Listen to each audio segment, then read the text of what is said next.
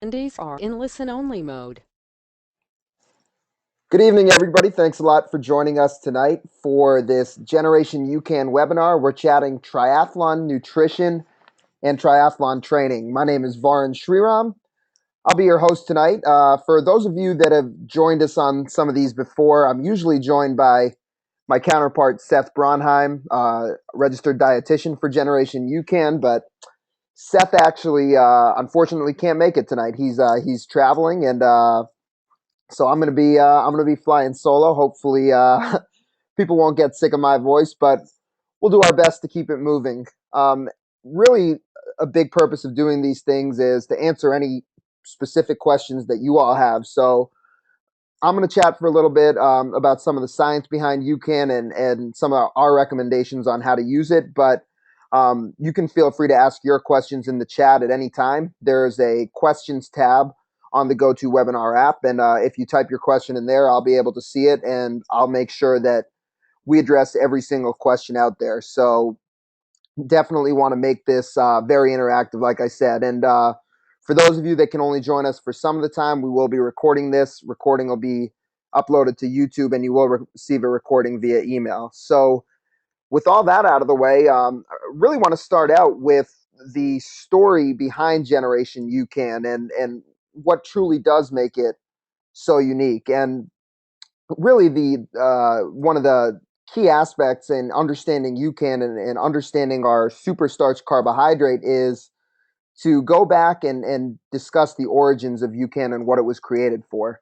So what you're looking at on the screen right now is a picture of Jonah. Jonah is the son of our founder, and Jonah's really where this whole UCAN story began. Jonah suffers from a very rare blood sugar disease. It's called glycogen storage disease. He has life-threatening low blood sugar, life-threatening hypoglycemia, and basically what's going on with a lot of these kids is they have to be fed regularly. They previously, excuse me, had to be fed every 2 hours around the clock just to maintain their blood sugar, maintain their energy levels.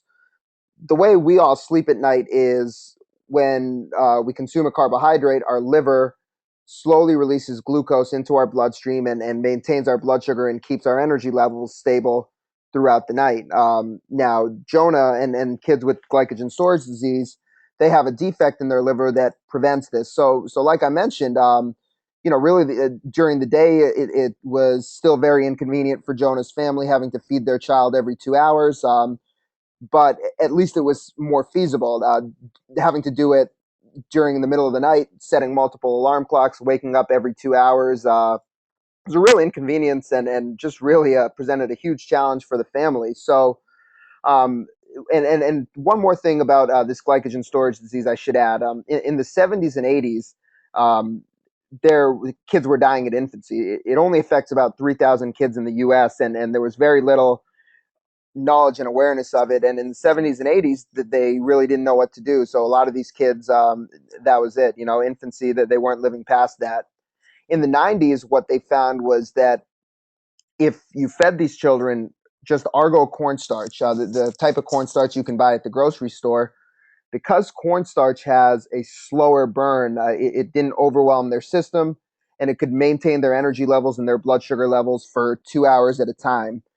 So that gets into that whole dilemma that I just went through. Feeding the child every 2 hours with this cornstarch, better than dying at infancy, but still not a ideal solution by any means. So Jonah's family, they were very proactive, very aggressive in spearheading research for this disease. And starting in 2000, they really started to raise a lot of money and seek out the top carbohydrate researchers in the world.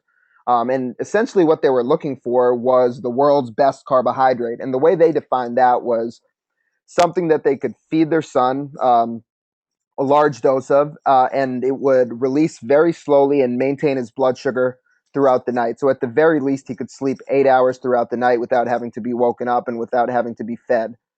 So that's what they were seeking out. So that's where superstarch came from. And superstarch, we'll talk about it from an athlete's perspective. And for those of you folks who don't know, superstarch is really the unique ingredient and the unique carbohydrate in Generation UCAN. So let's talk about what super starch is. Like I mentioned, for 8 years, from 2000 to 2008, the top carbohydrate researchers in the world, they were looking at rices, tapioca, barley, wheat, essentially any carbohydrate source. And they were looking for the carbohydrate source that would maintain blood sugar the longest. What they eventually found was that by starting with non-GMO, non-genetically modified cornstarch, and putting it through a very meticulous and very specific heat and moisture process, essentially cooking it with just heat and water over a 40-hour period of time, they were able to elongate the enzymes of the carbohydrate and allow it to break down very slowly. So the way to think about this in terms of an analogy is that it's essentially acting like a glucose drip, giving you little bits of energy over time rather than overwhelming your system with a flood of calories or a flood of carbohydrates. So that's really where superstarch came about. So to review superstarch, it's non-GMO cornstarch. It goes through a very specific heat and moisture process, cooking process, and this cooking process is what's been patented by UCAN, and it's very critical in terms of changing the structure and the enzymatic structure of the carbohydrate and allowing it to release so steadily. It's a completely natural cooking process. Like I mentioned, the corn is non-GMO. This was very important because the first people that were consuming this were 2-year-old babies or infants, so didn't want any GMOs that could potentially contaminate them when it was being used for medical purposes. It's also gluten free, and like I mentioned, it's been put to the test in a clinical setting as it was originally created for medical purposes. So, this was all well and good for Jonah. He now takes a 90-gram dose of super starch, which is equivalent, for those of you who have used UCAN before, equivalent to 3 packets of UCAN. He takes this before he sleeps at night, and he has steady blood sugar for 8 hours throughout the night, and he's able to sleep. So it really all could have ended there. This was a fantastic outcome for Jonah, fantastic outcome for his family, but the idea of maintaining blood sugar was actually something that we at UCAN didn't really know what other applications it had in terms of sports and fitness, but a lot of the sports dietitians um, told us that, what they're trying to do with all their athletes is maintain blood sugar in order to maintain their energy levels. And there's actually a lot of other components that I'll get into here in a moment that come along with maintaining blood sugar levels. But let's take a step back now. Now we're moving from the medical field into sports nutrition, and it's important to understand the carbohydrate sources in a lot of the sports nutrition products out there. So the name Generation UCAN, if you think about it, it's a little bit of a play on words, and here's what I mean. You have your first generation of sports nutrition products of carbohydrates, which were your simple sugars, fructose, glucose, sucrose, and that's what your Gatorades and your Powerades and a lot of the early sports nutrition products, that's what they were using. Then you had your second generation of products, your Accelerades, your Goos, First Endurance, even the Hammer products, which started using a carbohydrate source called maltodextrin. So if you turn around any of the popular endurance products and look at the first ingredient on the back, you'll likely see maltodextrin in a lot of them. So maltodextrin was really the second generation of carbohydrates, and it was certainly an improvement over simple sugars in the sense that the whole purpose of maltodextrin was to give athletes something that was easier on the stomach. So a lot of athletes felt that consuming the simple sugars repeatedly caused a lot of GI distress. The idea with maltodextrin is that it's a larger molecule than your simple sugars, and large molecules pass through the stomach rapidly, and they don't cause the same GI distress as the smaller molecules like your simple sugars, which will sit in your stomach and draw water into your stomach and give you that rumbling feeling that a lot of you folks may be accustomed to. So that was the deal with maltodextrin. However, despite the fact that it was easier on the stomach, a big thing that's happening both with your simple sugars and your maltodextrin is they cause a spike in your blood sugar levels. And maintaining blood sugar is very critical to maintaining energy, not only in kids like Jonah, but also in maintaining energy for anybody who's working out and anybody who's an athlete or even just working out to try to get more fit. the idea of a drop in blood sugar, I think the best way to describe it is for any of you folks that have taken a gel. When that gel, you get that surge in energy, and then 30 to 40 minutes later, when your blood sugar starts to drop, that's when you start to feel fatigue. You may feel a little bit lightheaded. And really, what you feel is, I need to refuel right now. And the reason you need to refuel is because blood sugar is plummeting, you're getting that crash, and you need to raise your blood sugar back up. The other critical aspect, and we'll get a little deeper into the science, but the other critical aspect of swings in blood sugar, really to simplify things right now for the moment, is when the body has a surge in blood sugar caused by a lot of the sugar-based sports nutrition products. What happens is your body says, I have all this sugar in my blood, burn that sugar first, don't burn fat. So the way this manifests itself for a lot of endurance athletes is, you're consuming a lot of calories, a lot of sugars to get through your workouts and get through your training, but you may find over a 2 to 3 month period of time, you're really not leaning out, you're not dropping the weight or burning the fat, leaning out like you expect. You're working out at such a high clip, but I can't tell you how many endurance athletes I've spoken to at various expos who've told me, I actually gained 4 pounds during this marathon training session. I actually gained, X number of pounds as I was training for my triathlon. And they're trying to figure out why, because for a lot of people, it represents the hardest that they're exercising, the most consistent, the most frequently, the longest that they're exercising, for some people ever in their life. I mean, if you're a first time marathoner, for a lot of people, that training cycle, they would have never pushed their body to that limit, but they're not seeing the body composition results. And it's really because of the fuel choices they're making. So we talked about kind of the first and the second generation of carbohydrates. Let's look at a couple of visuals that shows how UCAN and shows how super starch fits in. And actually, this slide just dictates what I was just talking about. With you see the spike in blood sugar, and then when blood sugar starts to drop, that's when you get fatigue, you feel hungry, and you also your body starts producing certain stress hormones like cortisol or epinephrine as a response to that significant drop in blood sugar. So let's again, let's look at where UCAN fits in. Before we moved into sports nutrition, we wanted to figure out, is UCAN going to be better? Is super starch going to be better than the best carbohydrate on the market, which at the time was maltodextrin? So we didn't.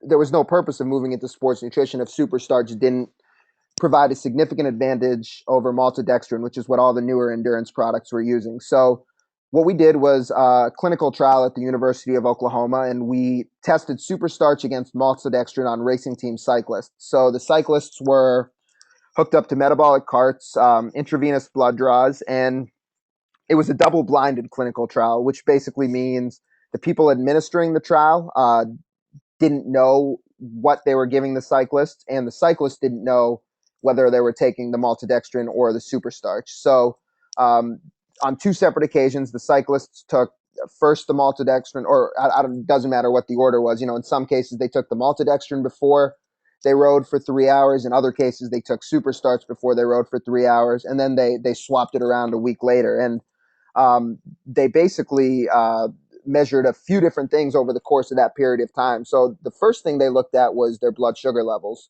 If you look at the blue line, that's the maltodextrin, you get a significant spike. The blood sugar starts around 100, and within half an hour, it's up to 160. And then what you see is a significant drop off. That's the feeling again that we talked about of that crash, and it kind of lines up to what a lot of folks who take gels and probably have experienced. After about that 30 or 40 minute period, you feel your blood sugar drop. And if you look at it, by about an hour, a little over an hour in, they're below baseline. Baseline is where they started at, which is the 100. So again, that's when you're below baseline. That's really when you're going to feel a lot of those things associated with that idea of low blood sugar. What's interesting about the superstarch is there is no spike, but more significant is the fact that the decline is very, very steady. So you never feel that crash. It's just that feeling of that even and steady, consistent energy. And what you really want to look at here is, at about 2 hours in, blood sugar is still at baseline. So from an energy standpoint, what that means is they were really maintaining that steadiness in their energy levels for a 2 hour period of time, having just taken the UCAN or the super starch prior to their exercise. So that was something that was very, very significant. The other thing that's significant, and this one will take a little bit more talking through, but um, there's a hormone in the body called insulin. And insulin basically is produced by your body anytime there's a spike in blood sugar. So when the body senses a surge of sugar, it says, let me produce insulin to help get that sugar out of my system.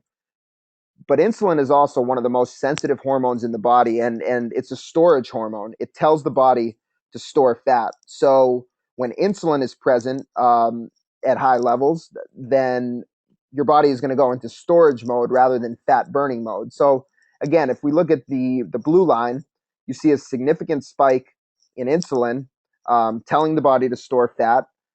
And then what I should mention is what we also have the cyclists do was take the super starch and the maltodextrin at different times post workout as well. And so if you look at that second green line on the axis, you also see that significant spike in insulin in the recovery period. So what's really significant about this graph is if you look at the red line, the UCAN, we virtually flatline the hormone insulin, this storage hormone, which means your body can freely burn fat throughout exercise. So this is very, very beneficial, obviously, from a body composition standpoint. If you're somebody that's into, endurance sports because you're using it as a way to lean out, to improve your fitness, then you definitely want to be burning as much fat as possible, both during and after your workout.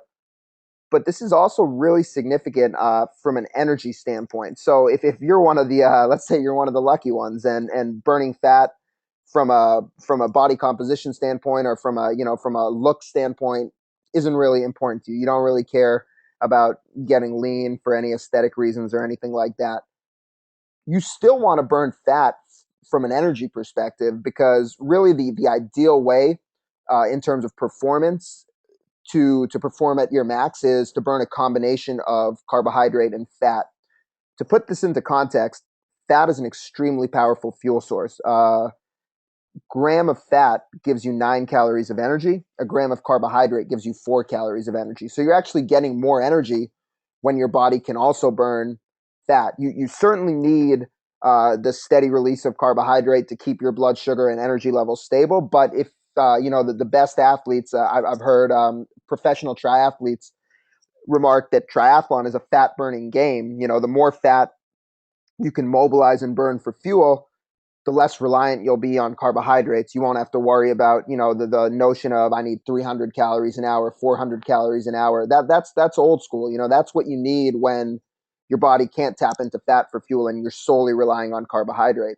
Your caloric needs will be significantly less when you're able to use a mix of fuels, both carbohydrate and fat. So that's an important point to understand. And then in the recovery period, think about a lot of the recovery drinks out there, with 15 to 20 grams of carbohydrates in the form of maltodextrin or even something like chocolate milk, which is being pushed out there as such an effective recovery fuel. Chocolate milk is a great source of protein, undeniable, but a lot of chocolate milk has 20 to 25 grams of sugar. And so when you're consuming chocolate milk immediately after workout, sure, it may help your muscles recover, but it's not helping you burn fat. You're spiking your glucose, spiking your insulin, and you're putting the body back into storage mode. And that's, kind of to put this in practical terms, because, I've done the same thing. I've pounded chocolate milk after a tough workout, and 30 minutes later, when I start to feel my blood sugar drop, I just get really, really hungry and kind of have that feeling like I want to eat everything in sight. And that's really tied into this whole idea of having highs and lows in blood sugar and those fluctuations in blood sugar. So we got a little sciencey there, but I think what we just talked about is pretty critical to understand the uniqueness of UCAN, because at a fundamental level, this isn't something where we're mixing up the ratios of carbs and protein, or it's not. I always joke to people, the our product is much better than our marketing. This is not a marketing gimmick. This is a totally different ingredient, and it's doing something completely different too. You would never hear, a lot of the popular energy gels out there telling you that they're keeping your blood sugar stable. That's not what they're pushing. They're pushing. Take this every 30 minutes. It's rapid fuel. You're getting fuel right away. It's quick hit of energy. So this is really a fundamentally different way to think about fueling your body and to think about nutrition. So real quick, let's just review. In terms of the benefits of UCAN, like we talked about, there's no spike and crash. You're getting hours of steady energy because of your blood sugar being stable. The idea of keeping insulin low allows the body to burn more fat for fuel. Very beneficial from both performance and body composition standpoint. Um, this point we didn't actually really get into, but I mentioned it when I was talking about the origins of maltodextrin. That this idea of a low osmolality and a very high molecular weight. So, like I mentioned with maltodextrin, the idea of maltodextrin was that it had a lower osmolality, which is just it's a term for how quickly a solution can pass through, and so maltodextrin had a lower osmolality and a higher molecular weight than simple sugars, which is why it was easier on the stomach. Our carbohydrate is 500 times the molecular weight. It's a very large molecule, a long chain of glucose, 500 times the molecular weight of maltodextrin. So, if maltodextrin was easier on the stomach than sugars, UCAN it's significantly easier on the stomach than maltodextrin because of by virtue of its molecular weight means it passes through the stomach rapidly. It's a completely natural energy source. It's a food product. It's like I mentioned, non-GMO corn cooked with heat and water. FDA regulated, nutrition facts label on the back, not a supplement label. So we often get questions. People ask us, can I consume too much UCAN? Is it dangerous? And the answer I always give them is, it's like in essence, it's like consuming too much oatmeal. It's not dangerous, but at some point you're going to say, man, I just don't want to eat oatmeal anymore. And that might be the same thing with UCAN. If you're having a ton of UCAN, even over the course of your endurance event, at some point you might say, hey, I just need a little bit of variety simply from a taste standpoint or whatever it may be. But in terms of health or danger, there's no danger at all. Like I mentioned, Jonah is consuming 3 servings of UCAN at a time before he sleeps at night. This is kind of a funny aside, but just to play off that, UCAN is a food product, and there's a lot of football teams, pro teams, the New England Patriots being one, who buy UCAN, and what they do is they actually buy it with their food budget, not their supplement budget. So they're using the same budget they used to buy steaks for the guys rather than their supplement budget. So it is a food, and finally, it's gluten free as well. So we have folks, Amy Oder Begley, who was a 10,000 meter Olympian in 2008. She has very serious celiac disease, very, very sensitive to gluten. And there's a book called The Gluten Free Edge. She writes about UCAN as one of her favorite gluten free snacks. So whether you're somebody that has simply an intolerance, you're trying to stay away from gluten, or if you have celiac where it's actually a serious medical condition, UCAN is definitely safe from that perspective.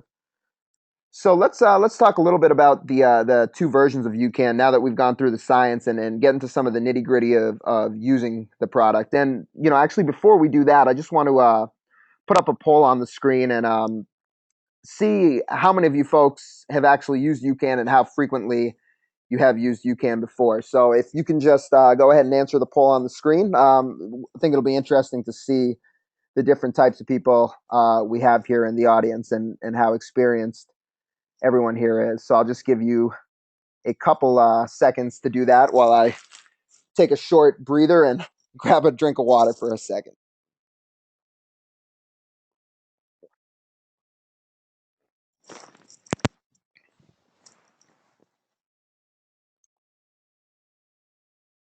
All right, so wow, we actually got a lot of experienced users here. So nobody that hasn't used it before. Few people that have used it less than 5 times, and a lot of you folks that are really experienced UCAN users, upwards of 10 times. So let's we won't dwell then too much on this slide, but I think still may be valuable for some of you folks, even if you are very experienced UCAN users. So there's essentially, I'm leaving out the plain UCAN from this slide, which I'll get to in a minute, but there's essentially two versions of the product right now. There's the sports drink mix and the protein enhanced drink mix. And what's important to note is, again, to emphasize, the key ingredient in UCAN is the super starch. That's the carbohydrate. That's what's really unique about it. All of the packets have 30 grams of super starch. So all of them are keeping your blood sugar stable and giving you that steady feeling of energy. So the sports drink mix, it has the 30 grams of super starch. It has electrolytes, sodium and potassium, and it's on average about 120 calories per packet. You could certainly use that pre-workout. We recommend 30 minutes before a workout. Really treat it as your pre-workout snack. So instead of the energy bar, the bagel, the banana, um, whatever you may typically have to fuel yourself before a workout, replace that with UCAN. So 30 minutes before a workout, give it a good hard shake, 8 to 12 ounces of cold water. All you folks have used it before, so you know what the texture of UCAN's like. It's not something that dissolves in water. It's a little starchy, so cold water definitely in terms of taste makes it taste best. I often like to toss in a couple ice cubes in there as well, and yeah, do give it a good hard shake.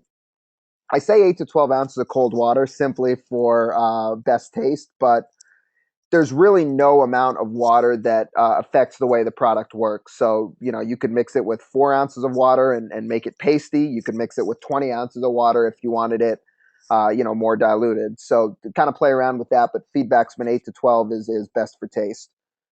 Certainly can use it middle of the day, 3 o'clock as kind of a healthy snack. I'll do that a lot, just if I've had lunch at noon and just am sitting at my desk and, don't want to gravitate towards my second or third cup of coffee, or if I don't want that sugary soda or that iced tea that a lot of people tend to have in the middle of the afternoon for a pick me up. UCAN works great in that way as well.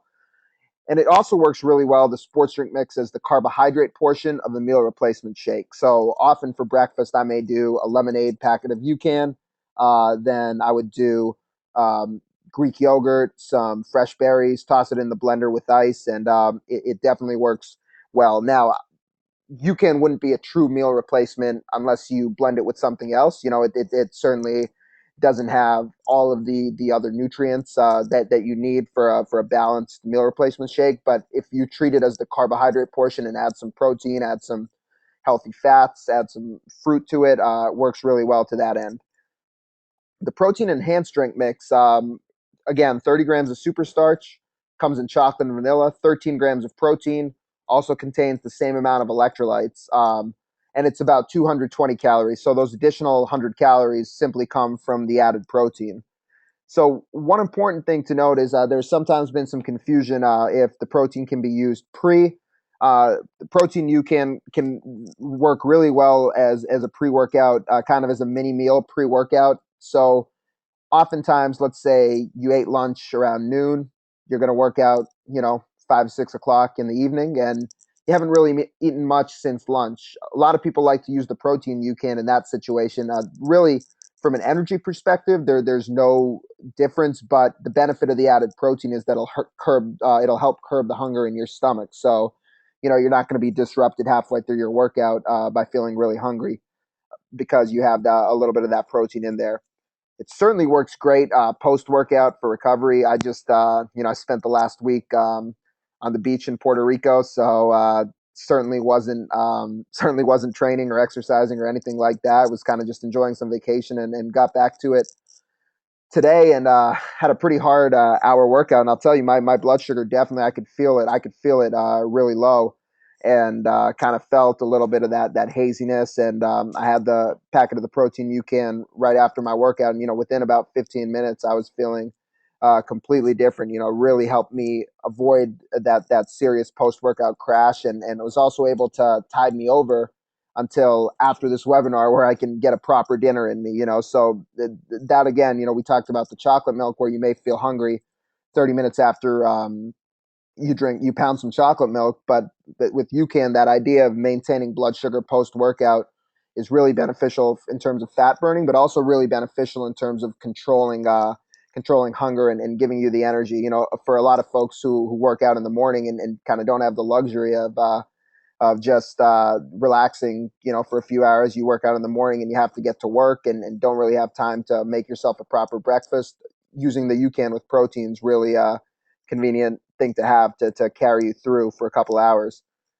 Same deal midday as a healthy snack. And then, again, adding it to a meal replacement shake pretty much 4 or 5 days of the week. My breakfast is a packet of vanilla UCAN with some almond milk, peanut butter, tablespoon of peanut butter, small sliver of a banana, and blend it with ice. And that really, if I have that around 8:30 in the morning, really don't need to think about eating lunch until 12 or 12:30. And the big thing is when you go into meals, like for anybody who has some weight loss or body composition goals, when you go into a meal with steady blood sugar, you're much less likely to make poor nutrition choices or crave a lot of the carbohydrates. It's a lot easier to eat a healthy, balanced meal when your blood sugar is steady. When you're going into a meal with low blood sugar, it's a lot easier to say, let me have 2 slices of pizza for lunch, and hey, don't get me wrong, I live in New York, I love my pizza, but moderation, like anything, is good. So that's something that can be used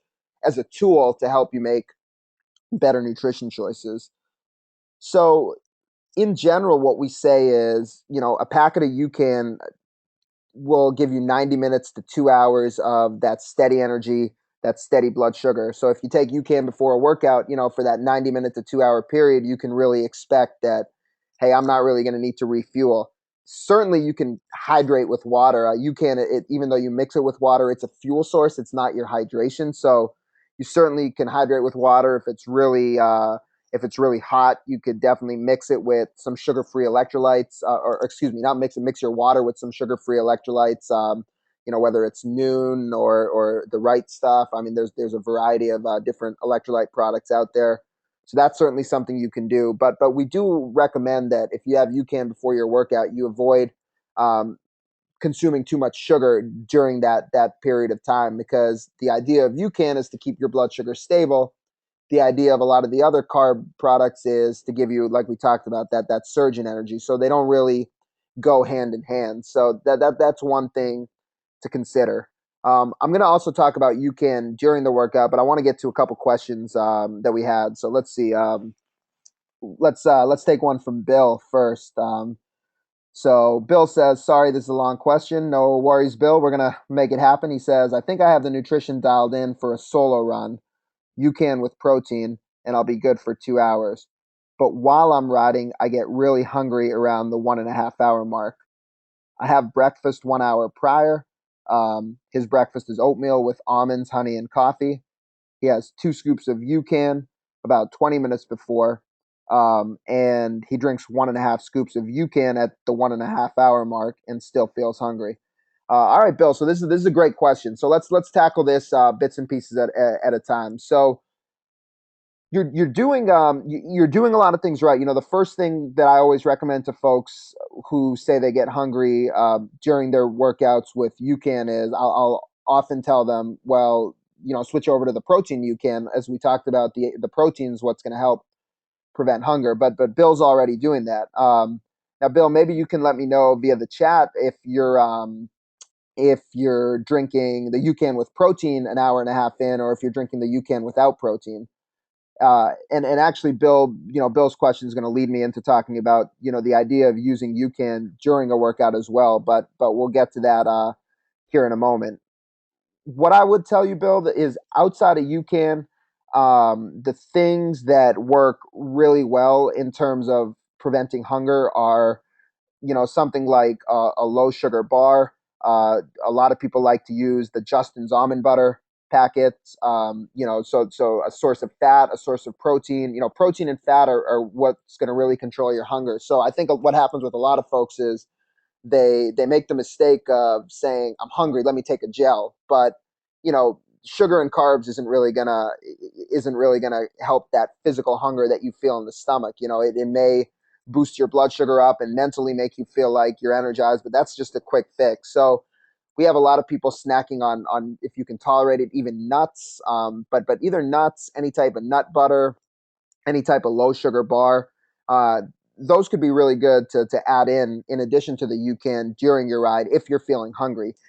You wouldn't need those things. UCAN will completely support your energy needs, so you wouldn't need to. That's again why we kind of say stay away from a lot of the carb-based things, because you're really consuming something else to help with hunger, not to help with energy.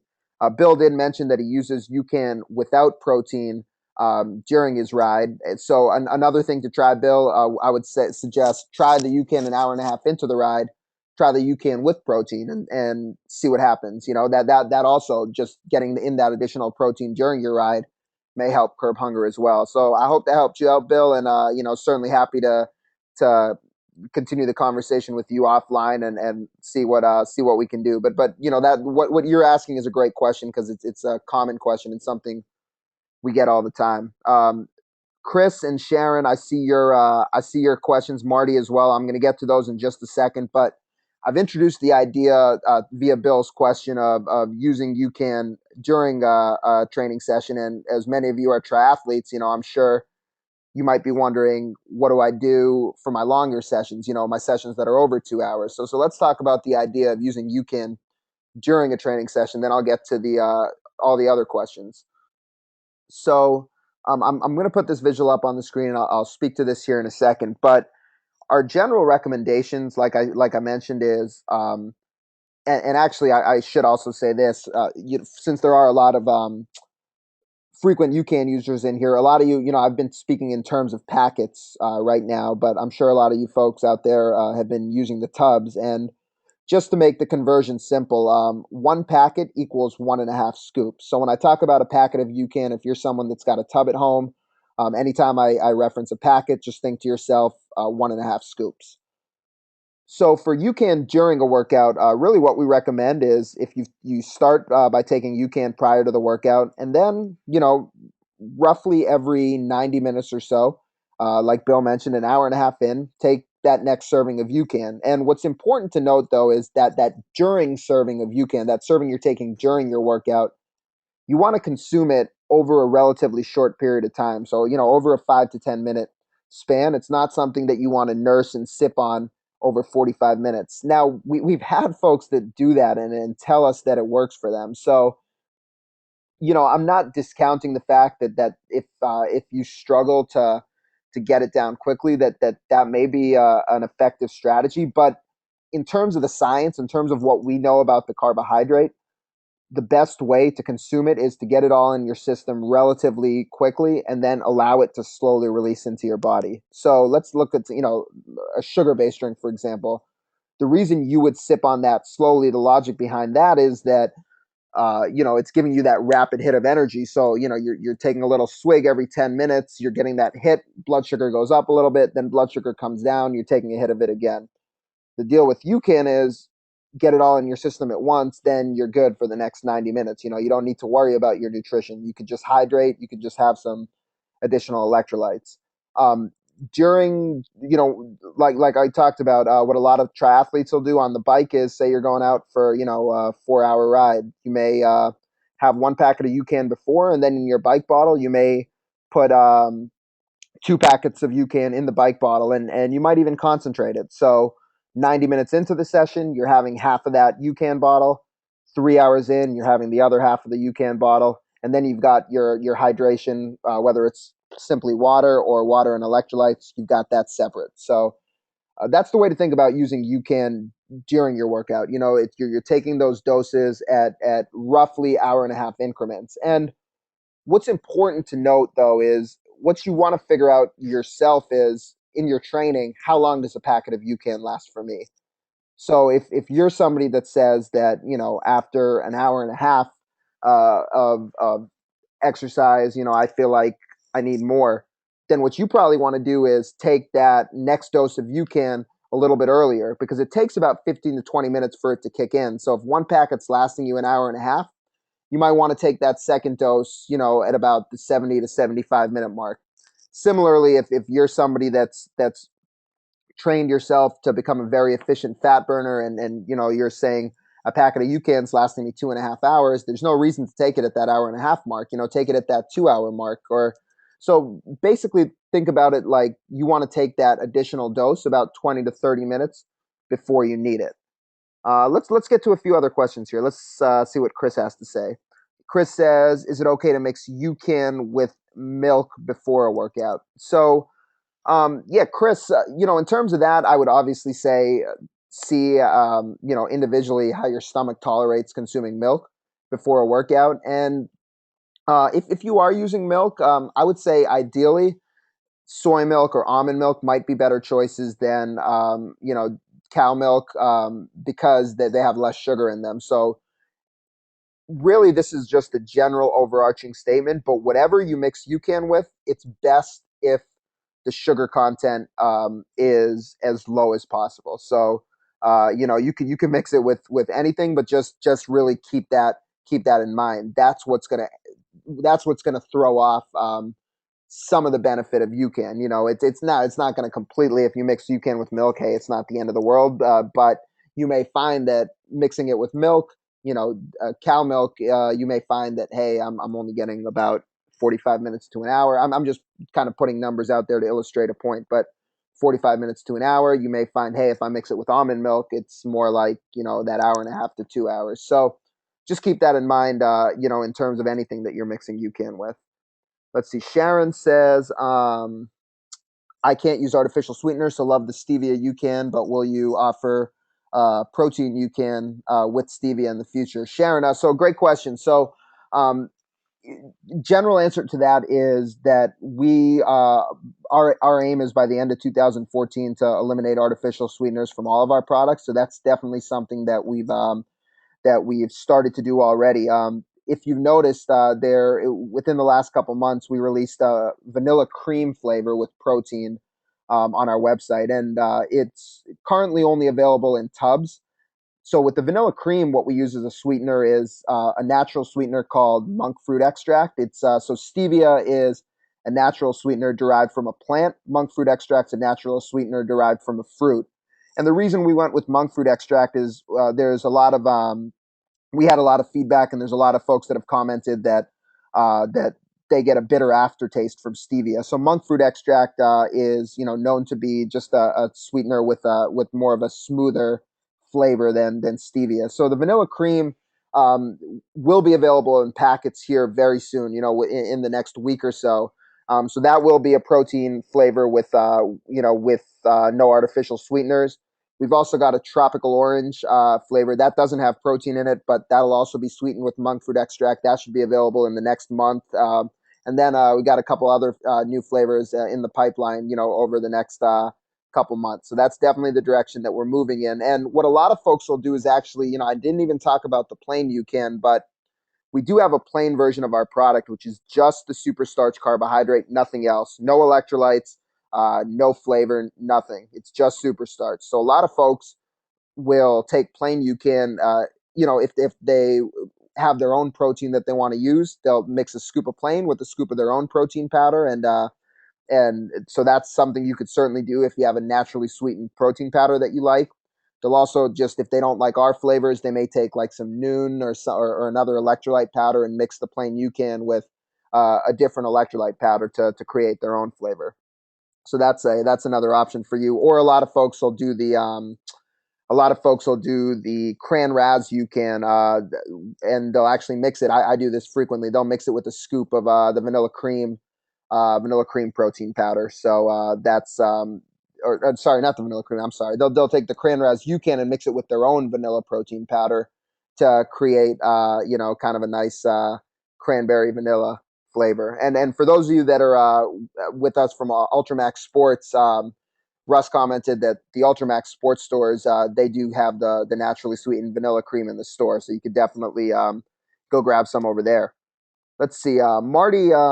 Marty wants to know how you would take UCAN during an Ironman or half Ironman. So Marty, we may have answered some of this, but I could kind of go over the protocol again. And actually, what we will do here is I will follow up to this webinar. You'll all receive a link to a blog post that we did a few months ago with some very detailed descriptions of how exactly to use UCAN for triathlons of different lengths. So it'll cover it even more in depth in there, Marty. But basically, the simple idea is, have a packet of UCAN 30 minutes before the swim. Um, Depending on how long you're on the bike for, and in your training, how often you feel like you need to fuel with UCAN, have enough UCAN mixed up, in your bike bottle so that you could take a dose, roughly every 75 to 90 minutes. And you can really, we've had so many folks really use UCAN for, 80 to 100% of their calories over a half Ironman or an Ironman. And like I mentioned before, the notion of 250 to 300 calories an hour, that just doesn't exist with UCAN.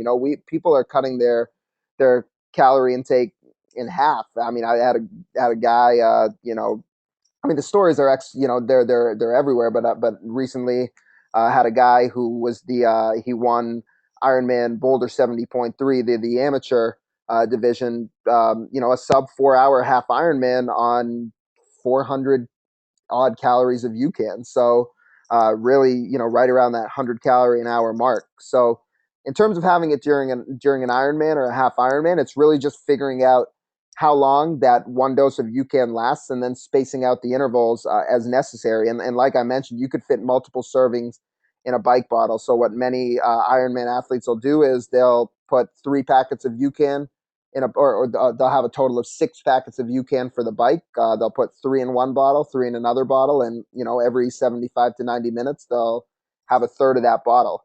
And a good strategy to try to do, if you can, is to finish that last serving of UCAN on the bike as close to the time of the end of the bike as possible, and then that'll really carry you through. For a half Ironman, it may carry you through the entire run. For an Ironman, it'll carry you through at least the first, 10 to 13 miles of that run, and then you could either carry, an additional serving of UCAN in the flask, or at that point, if you're like, okay, man, I just need to switch over to something else, then you could certainly have at that point have what's on the course. I've had people tell me that having some flat Coke is very appealing mentally when you're that deep into an Ironman. So if you're gonna switch up fuels and go to the more sugar-based fuels, it's best to do it towards the end of the race. If you start having Coke and gels and all these things in the middle of the race, it's very hard to get back on track to fueling with UCAN, because then you're putting your body through those blood sugar swings. If you're doing it to the end of the race, then at that point you're like, I don't really mind if I'm having these blood sugar swings towards the end, because I'm just trying to finish and get through it. And then one more from Marty: how long can you keep it after mixing it? So in general, we recommend after you mix it, consuming it within 36 hours. We've had folks, you know, consume it up to 4 or 5 days later, but I'd say, just to be safe, I'd say try to drink it within 36 hours. So getting back to the triathlon, as a lot of you folks, I'm sure, are competing in hot weather as the summer months roll around. Very common for folks to refrigerate it overnight so they can kind of keep it cold. Even if you're a morning runner, and that extra step of mixing it up in the morning, that extra 5 minutes of sleep in the morning is valuable to you. I'll always refrigerate it the night before if I'm working out the next morning. We've had Ironman athletes freeze their UCAN and then have it thaw out in terms of the bike. That's perfectly fine to do that as well. So hope that answers that question, Marty. Let's see, a couple more questions here. We got Sarah, who says a plain protein enhanced UCAN. Interesting, Sarah. So you're talking unflavored protein powder and unflavored super starch. Actually, I hadn't thought of that. Usually, folks who a common mistake we found that we've made is we haven't done a good enough job of educating folks that the plain really should be mixed with something, because if you drink it on its own, it just tastes like unflavored cornstarch, which to many people isn't very appealing. But if you're somebody that kind of just cares more about the effect of the product and isn't too worried about the taste, that the plain UCAN with plain protein powder might work well for you. Let's see. Michael says, this was very helpful, insightful. Appreciate the kind words, Michael. I race both triathlon and ultra marathons, but my focus last year and this year has been around ultra marathons. I'm hoping this is my answer to avoid the dreaded bonk that can be difficult to avoid during 50-plus mile races. So more of a comment from Michael, but yeah, I think we've had so many long course athletes, whether they're triathletes or ultra marathoners, just tell us that when you get deep into a race, a long event, it's really hard to have to suck down the amount of calories that you need when you're relying on a carbohydrate based, sugar based way of fueling, and oftentimes that bonk occurs because you just simply can't consume what you need anymore. So that's really one of the big things with UCAN is deep into the run, you're still able to kind of consume at the interval you need to because you haven't put all this. I mean, I've heard triathletes, Ironman triathletes, 3,000, 3,500 calories over 12 to 15 hours. I mean, it's yeah, and for some maybe even more. So there's some point where your stomach's just going to say enough is enough. So I think both in terms of avoiding that crash, Michael, like we talked about with the blood sugar, and also just in terms of avoiding a situation where you're like, I need calories from an energy standpoint, but I simply can't consume any more calories. I think UCAN is definitely very helpful, and I wish you the best of success this year. I hope we can help you avoid that dreaded bonk. Tom had a similar question. How long does a mixed batch last? Other protein drinks get nasty after a few hours. So Tom, same deal there, about 36 hours consume it within then, and you should be good to go. I will say that UCAN's not going to spoil in heat, but like any powder, it tastes a heck of a lot better when it's cold. So that's something to keep in mind in some situations when you're racing, and if you're in some of these tropical destinations where triathlons are held. I mean, such is life. But from a spoiling standpoint, it won't spoil in heat. It just tastes better when it's cold. So I think we've covered all the questions so far. I just want to wrap up with a couple closing thoughts, and really appreciate everybody's time. Some fantastic questions here tonight. As I say that, we got one more coming in for Chris. So let me take a look at that. What's your opinion of mixing UCAN with MCT oil or coconut oil? Great question, Chris. I think it's a fantastic idea. We have a lot of folks that do that. Adding a source of healthy fat, which both of those are, to UCAN will certainly help curb the hunger in the stomach.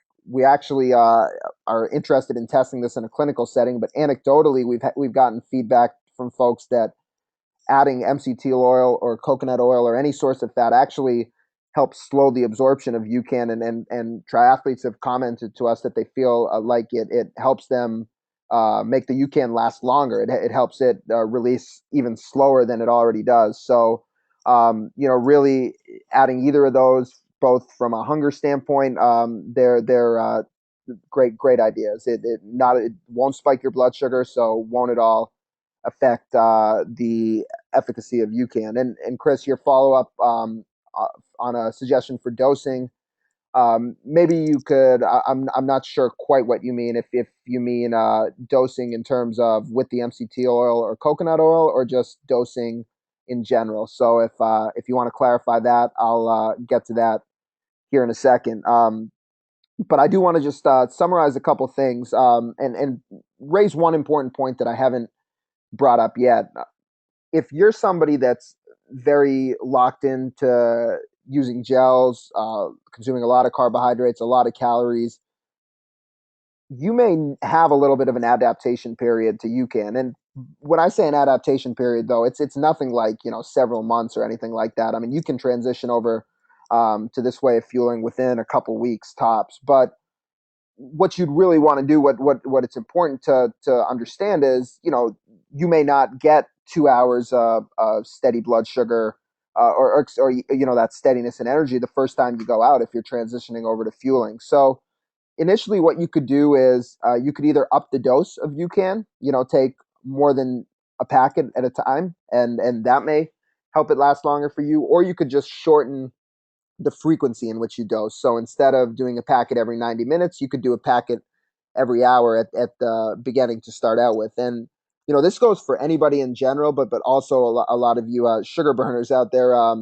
The longer you use UCAN over time, across the board, the feedback we've gotten is that people find that as their body gets more used to it, as their body starts becoming better at burning fat for fuel, they find that UCAN lasts longer with them as they continue for them as they continue to train with it. So that's an important point on the adaptation period. The other point that I haven't yet raised, which you'll want to play around with in your training, is if you're somebody like, say, for a 3 hour workout, you just would prefer to not have to fuel at all. We have a lot of folks that are actually, playing around with 2 or even 3 packets of UCAN prior to their workout, and it's not so scientific. Where if one packet gives you 90 minutes, 2 packets is going to give you 3 hours. It doesn't really work like that. It's kind of one of those classic nutrition things where you have to say everybody is a little bit different. So you're gonna have to play around with it and see. But if you prefer not to have to refuel at all or much, refuel less frequently during a workout, see how long a packet of UCAN lasts you, and then compare it to how long taking 2 before a workout lasts you, and just see if you think it's worthwhile for you to go with that.